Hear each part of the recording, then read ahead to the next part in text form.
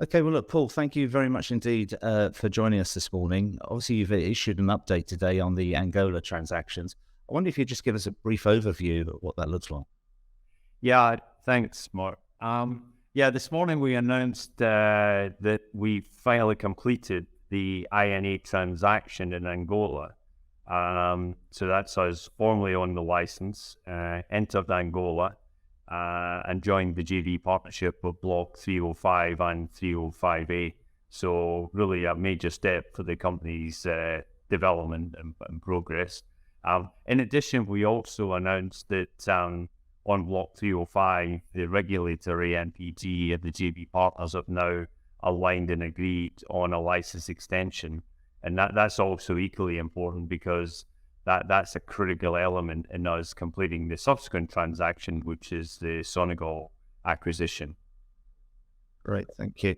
Well, look, let's deal with the INA first, given the impact that that's going to have on the significant impact that's going to have on your investment case. It appears that the capital outlay at closing benefited strongly from cash flows since the effective date. Maybe you just expand on that for us. Yeah, I mean, while we would have obviously preferred the completion to have run to the timeline that we originally indicated, the structure of the transaction means that we benefit from the asset revenues since the effective date. And that the effective date for the INE transaction is actually September 21. So therefore, we've accrued a significant oil stock valued at around $16.5 million. We expect to be able to sell that oil in the third quarter, meaning we'll get the proceeds from that later in the year. So when you put that together with the overall cash outlay of the transaction, which is $27 million, that includes $10 million that we're putting in escrow for a payment to INA when the license extension is effective. That $27 million outlay is offset by effectively the stock that we've inherited, which I mentioned was about $16.5 million. So really, when you look at the numbers, it demonstrates the exceptional kind of asset value and the accretive nature of the deals that we've done here. Thank you. And obviously, a natural question will be around funding, I guess. So, yeah, how has the INA completion been funded? And I guess what payments remain outstanding? Yeah, so as I mentioned, there's a $27 million outlay, 10 of which is going into escrow for a future payment to INA.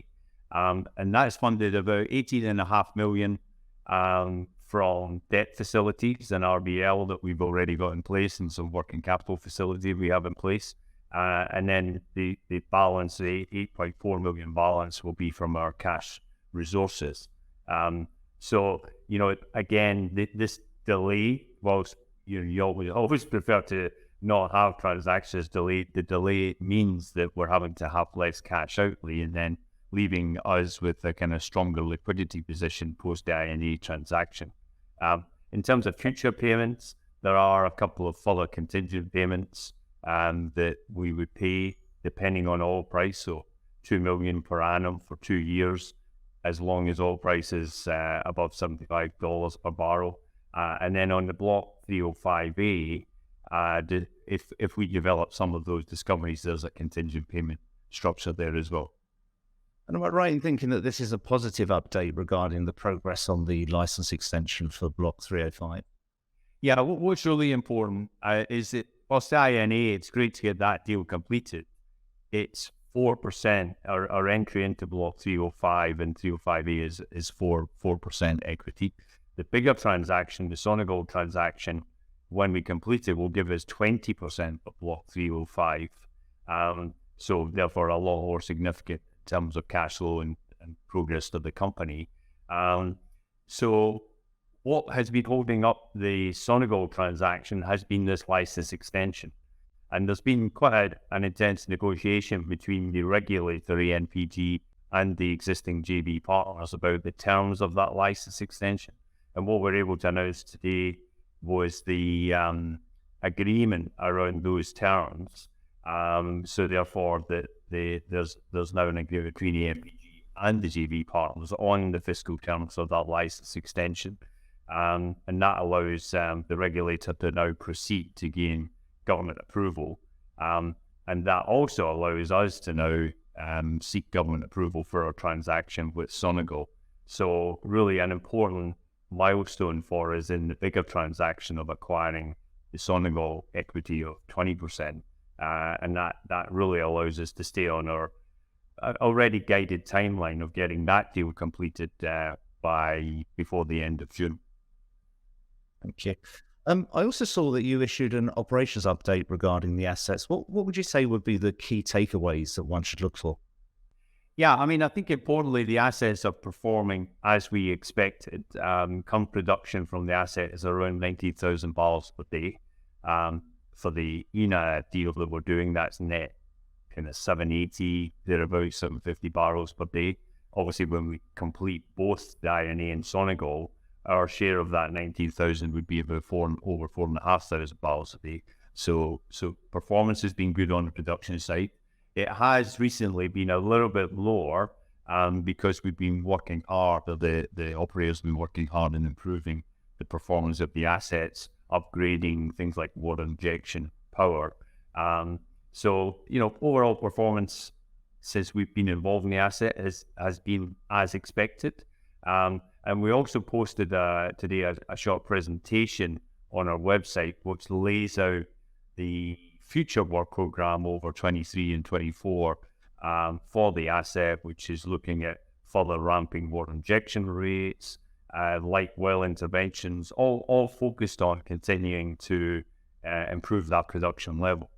And most importantly, one of the things when we went into this asset, we recognized the emissions are high on the asset, but importantly, we identified opportunities to reduce those emissions. So again, that's another area of focus over 2023 and 24, working with the operator Sonago to reduce the emissions from the asset overall.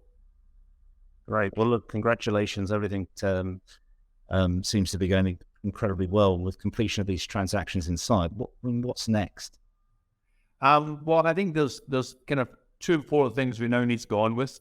We have been working closely with the partnership, so we've been involved in the asset. We're very aware of the performance, but now actually formally joining the partnership, we can get more involved and really start to work with the operator and our JV partners in improving the performance of the Block 305 and 305B assets and really getting them to their full potential, which is beyond the kind of reserve and production levels they're at the moment. So that's one important area we're going to have to look for and cover.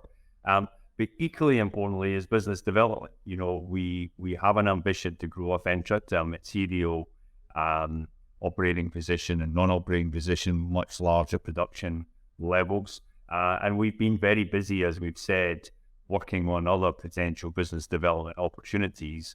And we're active in a number of those right now. So really, as we look forward, we feel like the overall strategy is playing out. And I'm confident that AFENTRA will successfully deliver further accretive deals, hopefully in 2023, but certainly 23 and beyond, as we grow AFENTRA into a kind of material African-focused independent oil and gas company. Paul, thank you very much indeed. Yeah, thank you, Mark.